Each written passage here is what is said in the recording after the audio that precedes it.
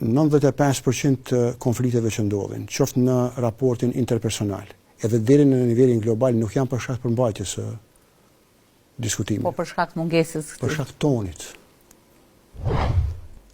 Kur i pyet studentat a donin ndryshimin, secili thotë që po, në mënyrë absolute përgjigjja është po. Po për me ardhjet e ndryshimit ne do të ndryshu. Dhe kjo pyetja e parë ka veç pyetjen e dytë, e cila thotë a don me ndryshu?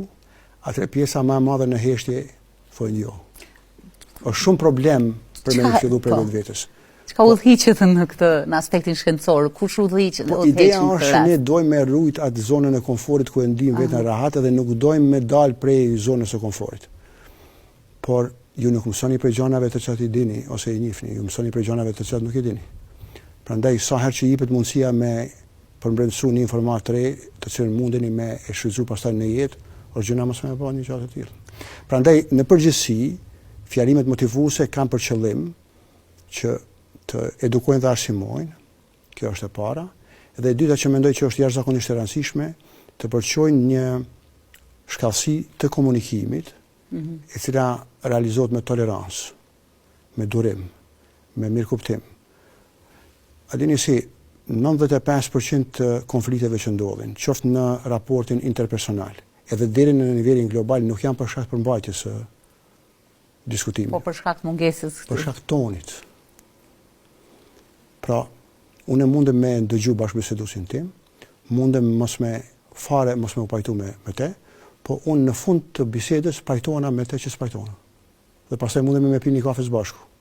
Por nëse ne projektojmë zemrim, mos tolerancë, shpeshherë edhe agresion, kjo zakonisht provon agresionin. Dhe nëse jeni në situatë që kjo ndodh pranë kamerave ose përballë kamerave, kur njerëzit i shohin, atëherë gjithmonë ekziston rreziku që një gjë e tillë, nëse vazhdimisht prezantohet në formë të tillë, të përmbretësohet për njerëzve. Prandaj edhe njerëzit në komunikimin e përditshëm i keni jo tolerantë dhe të padurueshëm dhe shpeshherë reagojnë me një çak të shkurtë. Mas leti e vreni atë në komunikacion. A e keni pa, nëse dikush del përpara ose i bjen trumpetës, reagimi i cili është zakonisht është përsëri buria, po buria e cila është shumë më e fuqishme se sa që ka qenë e para. Po kur t'ja bën me një pip të vogël, edhe me një dorë të vogël, edhe me një buzëqeshje të vogël, nuk ka derë që nuk hapet.